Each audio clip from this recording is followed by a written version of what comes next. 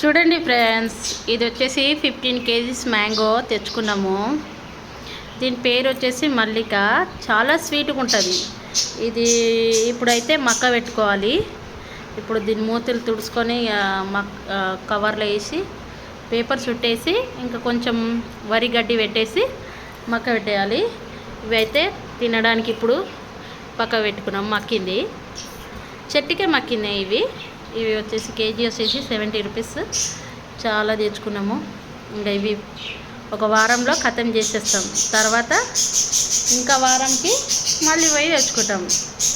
ఇంకా ఇదే మాకు ఎండాకాలం వస్తే ఇదే పండుగ, మ్యాంగో పండుగ.